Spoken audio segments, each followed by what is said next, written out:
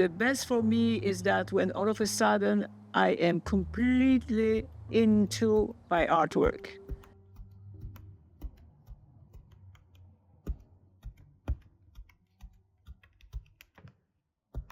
I was oblivious of time, even sometimes, oh my God, it's already 9 o'clock, what happened?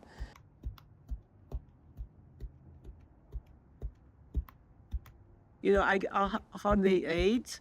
I was just into that, and I loved it. I love this intensity, and then being really immersed, and then, you know, it's like if the paper is part of my body, this instrument is part, everything is like, I'm in awe.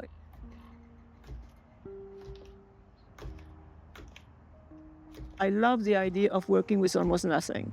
So I thought, okay, you have a hand, you have a piece of paper, and you have an oar. And that's it. And you need to create some type of variety with this. You need to create something with that, just that. The economy des moyens, almost nothing.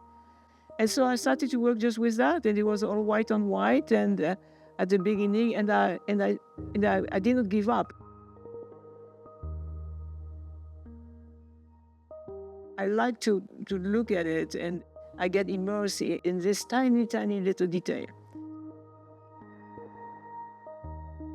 I always want to improve it, to go deeper. Who is Marthe Aponte? Who is Marthe Aponte? What does she want? You know, I ask those questions to myself all the time.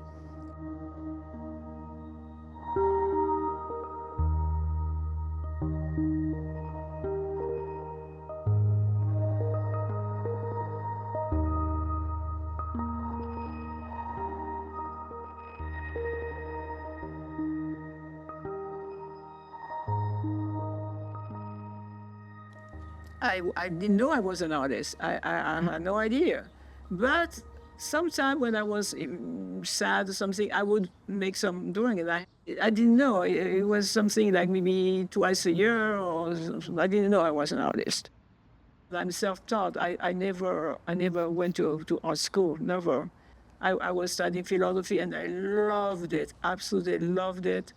And I would have been a student forever.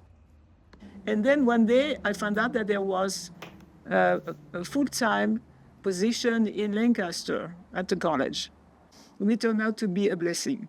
Turned out to be absolutely, it's amazing, because I arrived here, I was depressed and I was terrible. I could not breathe, I hated it. All those churches, the gas station, the fast food and all that. Oh, it's just, we didn't have the museum. And then the museum changed my life.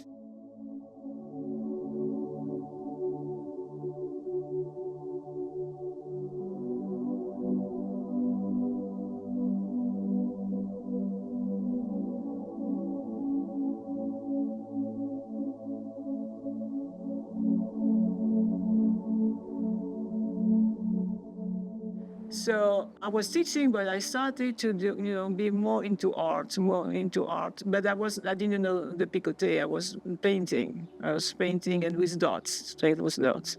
And then one day I thought, oh, you should try something else. This is nice, but try something else. So I was looking. I have a lot of books.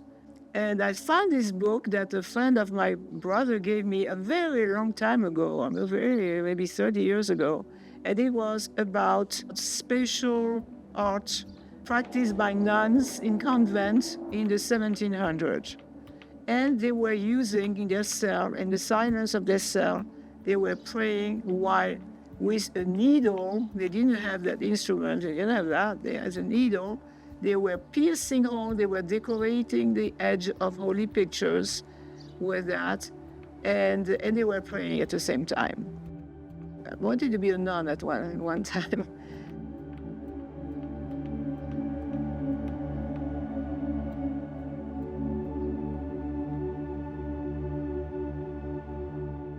When I saw that, I was looking at that, and also the title, they say Rares picotés du XVIIe siècle.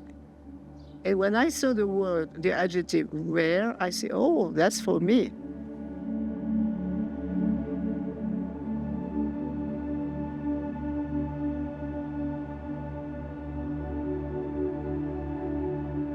I was very inspired by a poem by the French poet from the 19th century, Baudelaire, and the title was Elevation. And he talked about the importance of beauty when we are living in a place with a lot of turmoil, and then the aesthetic would help us to go beyond, to transcend all the limitation of the world. So I decided to use some flowers, and I chose particular type of flowers mostly with a long stem, because I felt like those flowers were not real flowers. They are symbolic, and also they are pointing to a particular spiritual experience that I have with nature, mostly with the trees and the leaves and the flowers.